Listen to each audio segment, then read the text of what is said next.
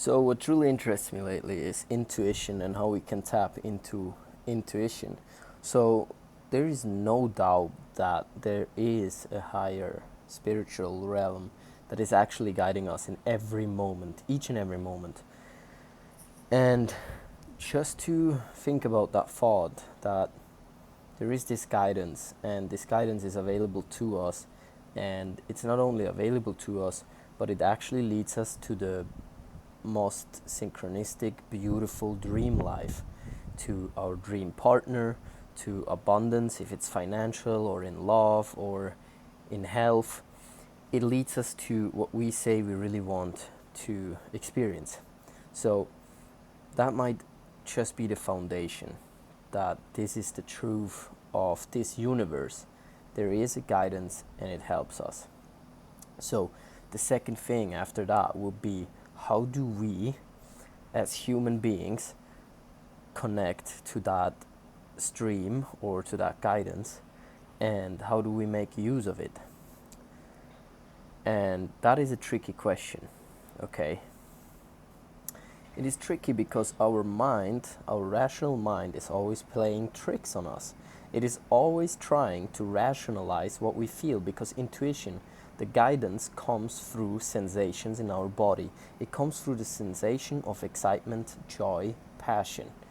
It is pulling us very gently into certain directions, but the moment we are pulled in these directions, we have this inner criticism, this inner, the mind that is telling us that we cannot do it, or that we don't know what the outcome is gonna be, or it has all of these excuses and reasons, because the ego mind is responsible for our survival and everything, and our intuition always pushes us into the unknown.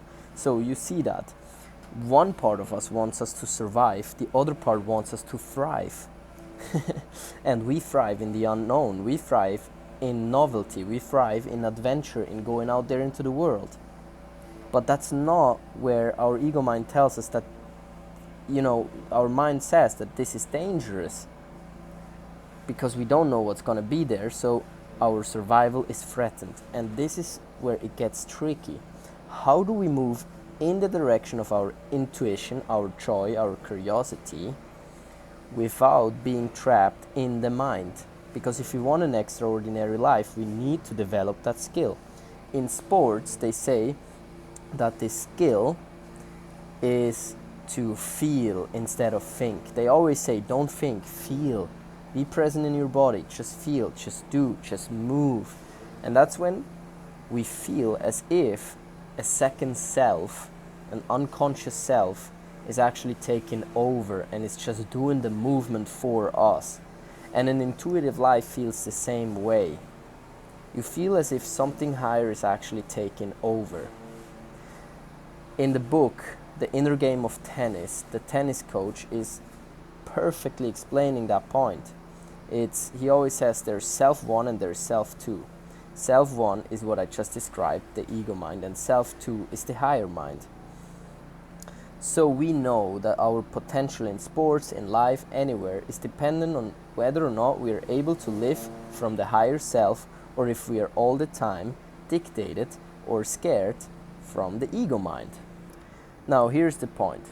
If we do not move at all, if we are overthinking everything that we feel and we stay stuck, we are in our room at home and we think, should I record this video? Should I go on this trip? Should I meet this girl? Should I not? Da da da da da da. This is when we are not moving fast enough. We could call it moving too slow. That's when we are blocking intuition completely. But we can also move too fast. Okay, we can be chasing goals and outcomes really much. We can hustle and just do, without actually tuning into our inner guidance, if this is actually what we want to do, if this is actually feeling right. So in order to activate intuition, we need to learn both. We need to find the movement in between moving too fast, chasing goals, or moving too slow, overthinking, not starting, not doing anything. So the best way to move into our higher mind, to actually follow our intuition, to make this point clear here, the best way is to just start doing things, to just moving in a direction.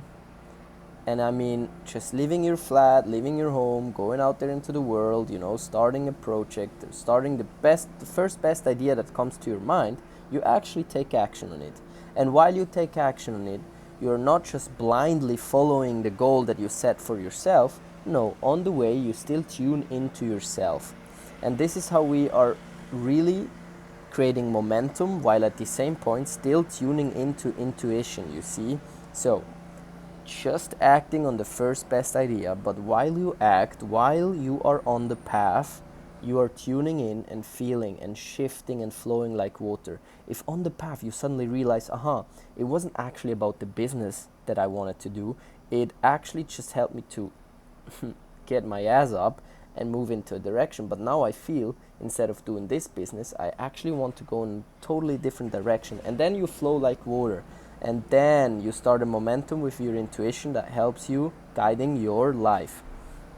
And that's really important. So you overcome overthinking, and you overcome the blind hustle mentality of just no alignment and just chasing goals. These two things are dangerous. Yeah, I hope that helps. Let me know in the comments. I'm really curious. I'm just trying to figure that whole intuition thing out as well. In my own life it works great and I make a lot of discoveries, but I would like to know your experience in that as well. And I hope to see you in the next video. Let's go!